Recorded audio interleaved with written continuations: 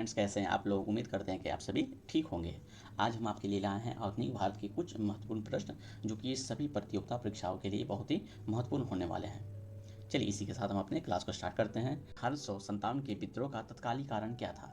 तो 1857 का विद्रोह है जिसे हम प्रथम स्वतंत्रता संग्राम के नाम से भी जानते हैं, जिसकी शुरुआत हुई थी 10 मई 1857 को। यह शुरुआत कहाँ से हुई थी? यह सबसे पहले शुरुआत हुई थी मेरठ छावनी से।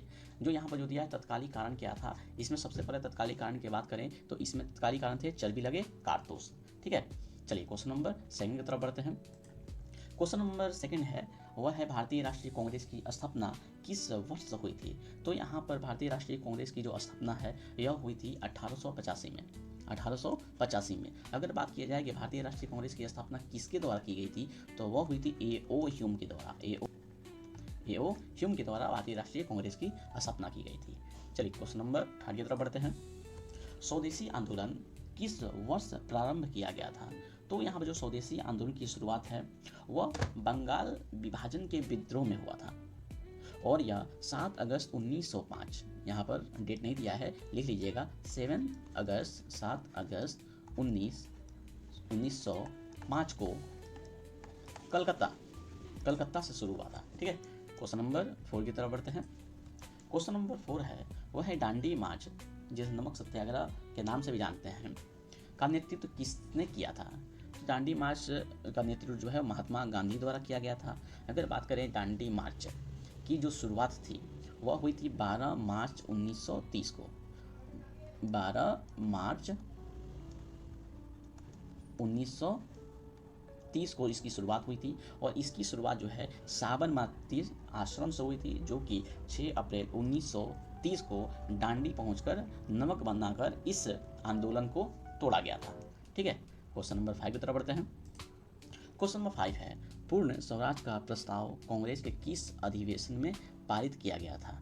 तो हमारा जो पूर्ण स्वराज है यह 1929 लाहौर अधिवेशन में इसको पारित किया गया था, जिसे जवाहरलाल नेहरू की अध्यक्षता में इसको पारित किया गया था। तो नाम याद रखिएगा, लाहौर अधिवेशन था 1929 का। तो ऑप्शन बी इसका राइट आंसर हो जाएगा। आइए क्वेश्चन नंबर 6 की तरफ बढ़ते हैं।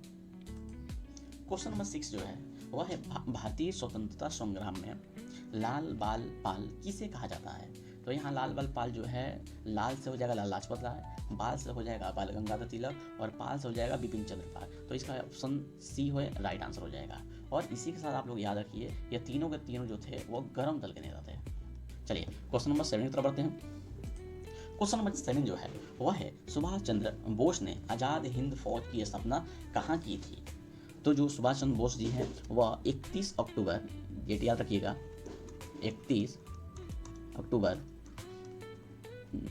1943 में आज़ाद हिंद फौज की स्थापना करते हैं, जो कि कहाँ करते हैं? तो ऑप्शन सी सिंगापुर में।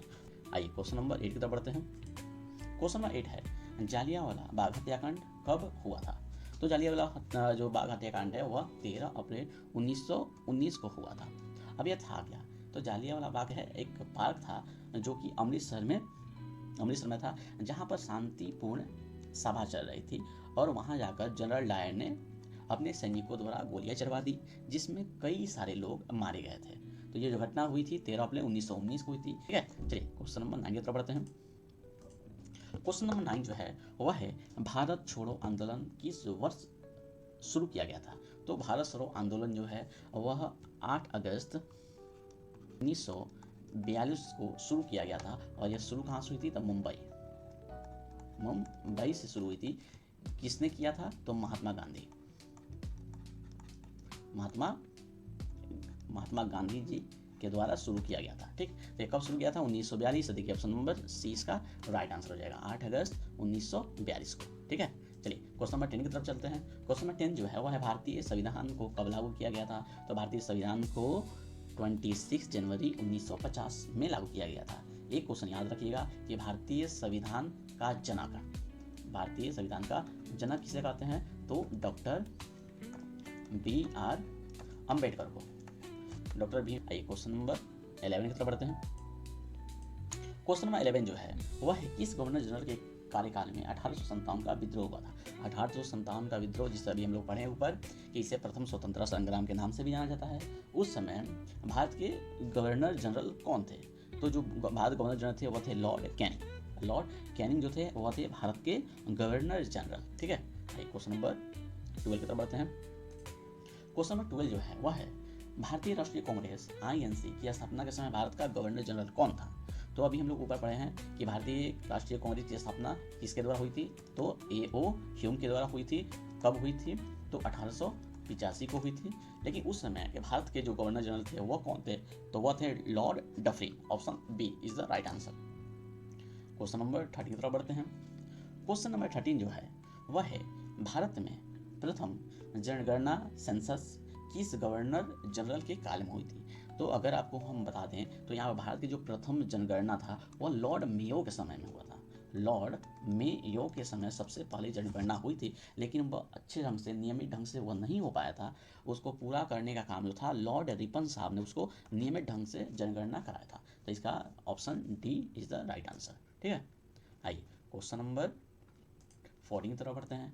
क्वेश्चन नंबर 14 जो है वह है भारतीय विश्वविद्यालय अधिनियम 1904 किस गवर्नर जनरल द्वारा पारित किया गया था? तो यह जो यहाँ भारतीय विश्वविद्यालय अधिनियम था इसे लॉर्ड कर्जन के द्वारा पारित किया गया था। Option B is the right answer.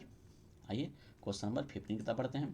Question number 15 जो है वह है भारत में अस्थायी बंदोबस्त प्रणाली किस गवर्नर जनरल के शासनकाल में लागू की गई थी? तो जो अस्थायी बंदोबस्त है यह हुआ था Lord Cornwallis. Lord Cornwallis the right answer. अस्थायी बंदोबस्त क्या था? तो अस्थायी बंदोबस्त जो था वो था जमींदारों को भूमि दे दी गई थी और उनसे टैक्स वसूला जाता था। ठीक है, आते हैं नेक्स्ट क्वेश्चन की तरफ। तो चलिए हमारा यहीं तक आज का सेशन रहता है। नेक्स्ट क्लास में हम इसे आगे देखेंगे। ठीक है, आपको जिस टॉपिक पर चाहिए आप कमेंट कर दीजिएगा, उस टॉपिक पर हम नेक्स्ट MCQ लेके आने वाले हैं। ठीक है, वीडियो पसंद आई हो तो लाइक शेयर सब्सक्राइब जरूर कीजिएगा। धन्यवाद, जय हिंद।